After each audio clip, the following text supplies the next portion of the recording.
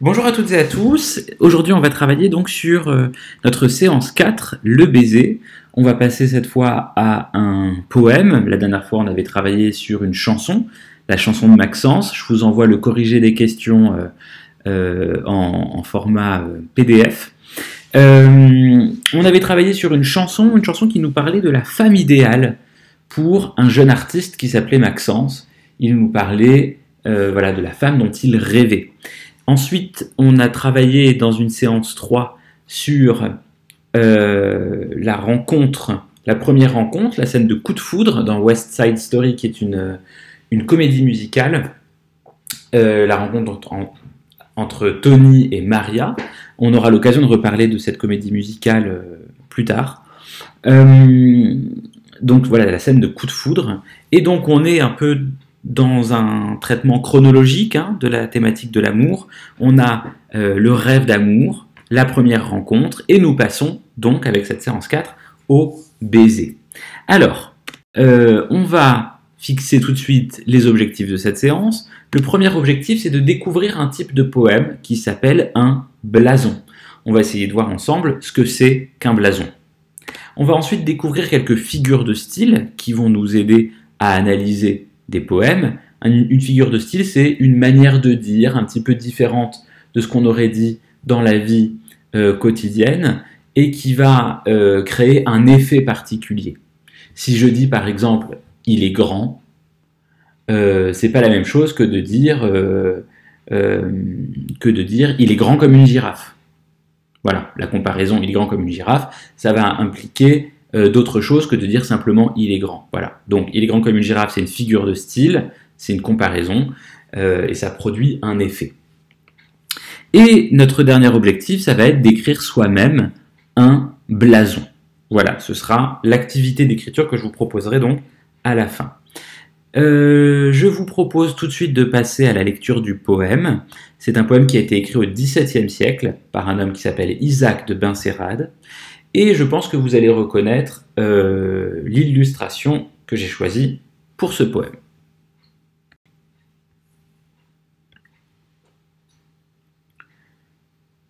Bouche merveille au doux sourire, bouche au parler délicieux, bouche qu'on ne saurait décrire, bouche d'un air si gracieux, bouche que tout le monde admire, bouche qui n'est que pour les dieux, bouche qui dit ce qu'il faut dire, bouche qui dit moins que les yeux.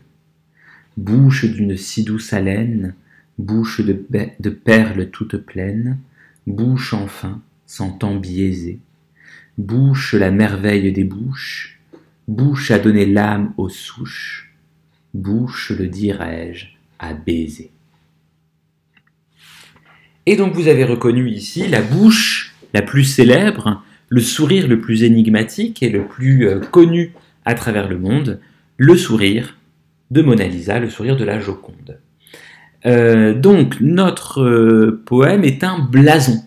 Un blason, vous pouvez voir tout de suite que c'est un poème qui parle d'une partie du corps en particulier. Ici c'est plutôt clair, c'est la bouche. Donc je vous propose de répondre à ces questions. Donc, il y en a 7 et je vais les regarder avec vous pour préciser 2-3 petites choses. Première question. À quel endroit se trouve le mot répété tout au long du poème? À quel endroit dans le vers, je veux dire? Quel effet cette répétition produit-elle? Deuxième question. Quelle autre partie du corps est abordée par le poème? C'est un blason sur la bouche, mais il parle aussi d'une autre partie du corps. À quel vers le mot apparaît-il? Est-ce qu'on pouvait s'attendre à ce qu'il parle de cette autre partie du corps? Est-ce qu'il y avait pas des indices dans le texte qui faisaient que on pouvait se douter qu'il allait parler de ça? Troisième question. Relevez le vocabulaire mélioratif, c'est-à-dire le vocabulaire positif, dans ce poème. Quatrième question. Quel mot est répété dans le poème? Je ne parle pas du mot de la question 1, je parle d'un autre mot. Il y a un autre mot qui est répété 2 fois. Cherchez sa définition dans le dictionnaire, et puis trouvez une expression qui contient ce mot. Cinquième question. À votre avis, pourquoi le poète dit-il « bouche de perles toute pleine. Voilà, essayez de comprendre pourquoi il dit ça.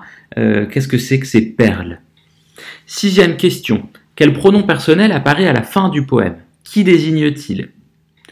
Et enfin, sachant que le E se prononce lorsqu'il est placé devant une consonne, choisissez 3 vers et dites combien de syllabes ils contiennent. Vous voyez que j'ai pas dit bouche merveille, j'ai dit bouche merveille au doux sourire, parce que si je dis pas le E, je perds une syllabe. Le E ici, il est devant un M, il est devant une consonne, donc devant les consonnes, les E se prononcent. D'accord? Donc, ce E-là compte comme une syllabe.